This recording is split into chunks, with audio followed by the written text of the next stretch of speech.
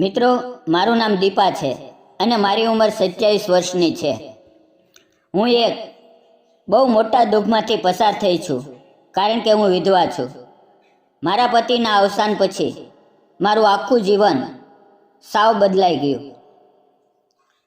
મિત્રો, ઘરની બધી જવાબદારી મારા ખંભા પર આવીને પડી અને એકલતા છાયાની જેમ હંમેશા મારી સાથે રહેવા લાગી. સવારે સાંજે ભલે હું કેટલુંય કામ કરી લઉં, મન ક્યાંક ને ક્યાંક ભટકતું રહેતું અને આંખોમાંથી અજાણતા જ આંસુઓ વહેતા. દિલમાં હંમેશા એક જ પ્રશ્ન ઉઠતો, હવે હું આગળ શું કરું? મારું ઘર રસ્તાની પાસે હતું અને થોડે અંતરે જ એક મોટી કંપની હતી. ત્યારે મને વિચાર આવ્યો કે જો હું લોકો માટે ટિફિન બનાવવાનું કામ શરૂ કરું તો ઘરે બેઠા બેઠા કામ થઈ જશે, ઘરની પણ સંભાળ લઈ શકીશ અને પૈસાની પણ વ્યવસ્થા થઈ જશે.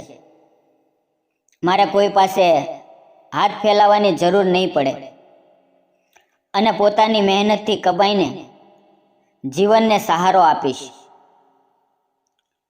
મેં એક દિવસ ઘરની બહાર બોર્ડ લગાવ્યું કે અહીંયા ટિફિન મળશે, જમવાનું મળશે. શરૂઆતના 5-6 દિવસ સાવ ખાલી પસાર થઈ ગયા. ધીમે ધીમે 3-4 લોકોએ ટિફિન લેવા આવવાનું શરૂ કર્યું. રોજ સવારે અને સાંજે હું પ્રેમથી બધાનું જમવાનું બનાવતી અને તેઓ પણ સમયસર આવીને ટિફિન લઈ જતા. થોડા દિવસમાં મને લાગવા લાગ્યું કે મારું જીવન હવે થોડું સંભવાઈ રહ્યું છે, પરંતુ મનની એકલતા હજુ એમની એમ જ હતી. એક દિવસ બપોરે હું ટીવી જોઈ રહી હતી, ત્યારે અચાનક દરવાજો ખખડ્યો. મેં દરવાજો ખોલ્યો તો સામે એક ઊંચો મજબૂત શરીરવાળો ખૂબ જ સુંદર યુવક ઊભો હતો. તેની ઉંમર અંદાજે 32 થી 33 વર્ષ હશે, પરંતુ તેના ચહેરા પરનો આત્મવિશ્વાસ અને તેની આંખોની ચમક તેને વધુ સુંદર બનાવતા હતા. મારી નજર એના પર જ અટકી ગઈ. ત્યારે તે હસતા હસતા બોલ્યો, મેં તમારા ઘરની બહાર લગાવેલું બોર્ડ વાંચ્યું છે. હું સામેની કંપનીમાં કામ કરું છું. 5-6 મહિના થઈ ગયા, પણ હજુ સુધી કોઈ જગ્યાએ ખાવાનું સેટ થતું નથી. શું મને કાલથી ટિફિન મળશે? તેના અવાજમાં એક શાંતિ અને ઈમાનદારી હતી. મેં તરત જ હા પાડી અને પૂછ્યું, તમારે કેટલાનું ટિફિન જોઈએ? તે બોલ્યો, રોજ એક ટિફિન કેટલાનું પડે? મેં તેને કહ્યું, 50 રૂપિયાનું એક ટિફિન મળશે. તેણે હા કરી અને બોલ્યો, બરાબર, કાલથી હું લઈ જઈશ. અને પછી તે જતો રહ્યો. પરંતુ મારી નજર તેને ત્યાં સુધી જોતી રહી જ્યાં સુધી તે દેખાતો રહ્યો. એના જતાં જ મારા મનમાં અચાનક ખાલીપણું અનુભવાયું. બીજે દિવસે સવારે હંમેશાની જેમ મેં બધાના ટિફિન તૈયાર કર્યા. લગભગ 8:30 વાગ્યે તે યુવાન મારા ઘરના દરવાજે આવ્યો. આજે તેણે સાફ કપડાં પહેર્યા હતા. તેના ગળામાં આઈડી કાર્ડ હતું અને ચહેરા પર આત્મવિશ્વાસ હતો. તેણે પૂછ્યું, તમારું નામ શું છે? મેં તેને હસતા હસતા કહ્યું, મારું નામ દીપા છે. પછી તે બોલ્યો, અને મારું નામ સાગર છે. તેનું નામ સાંભળતા જ મેં એક અજાણી ગરમી અનુભવી. તેણે આગળ કહ્યું, હું જેટલા દિવસ ટિફિન લઉં એ દિવસોનો હિસાબ તમે લખી લેજો. મેં હા પાડી. પછી તેણે 1000 રૂપિયા મારી તરફ લંબાવ્યા. જ્યારે મેં તે પૈસા લીધા ત્યારે તેના હાથનો સ્પર્શ મારા હાથને થયો અને એ ક્ષણે મારા આખા શરીરમાં વીજળી જેવો ઝણઝણાટ ફેલાઈ ગયો. અમારી નજરો એકબીજાને મળી અને એ સમયે મને લાગ્યું કે મારા ખાલી જીવનમાં જાણે કોઈ નવી આશાની કિરણ ઉતરી આવી હોય. સાગર ટિફિન લઈને શાંતિથી ચાલ્યો ગયો અને હું ફરી મારા કામમાં લાગી ગઈ. મિત્રો, આમ દિવસો વીતતા ગયા.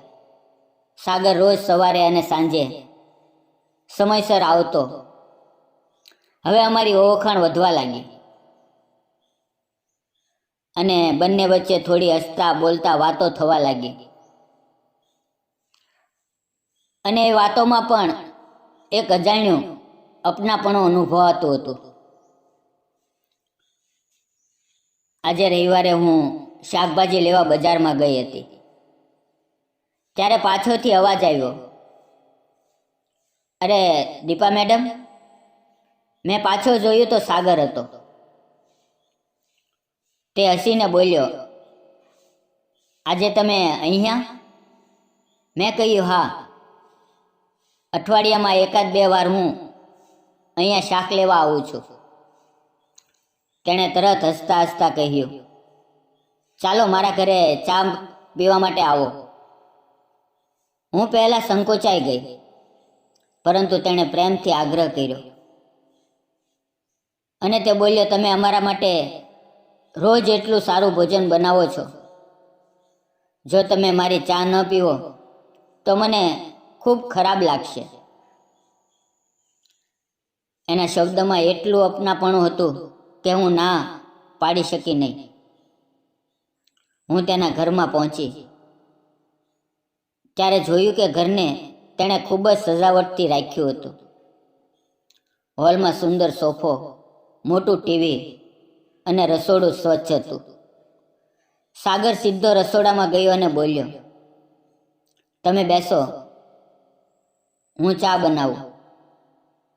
ત્યારે મેં હસીને કહ્યું, તમે રહેવા દો, હું બનાવી દઉં છું. તે સ્મિતથી બોલ્યો, તે પણ બરાબર છે, પણ સામાન હું તમને બતાવી આપું. હું ચા બનાવવા લાગી અને સાગર મને જોતો રહ્યો. થોડી વારમાં ચા તૈયાર થઈ ગઈ, પરંતુ જ્યારે મેં તપેલી ઊંચકવાનો પ્રયાસ કર્યો ત્યારે તપેલી ગરમ હોવાથી મારા હાથમાં ઝુલસ લાગી ગઈ.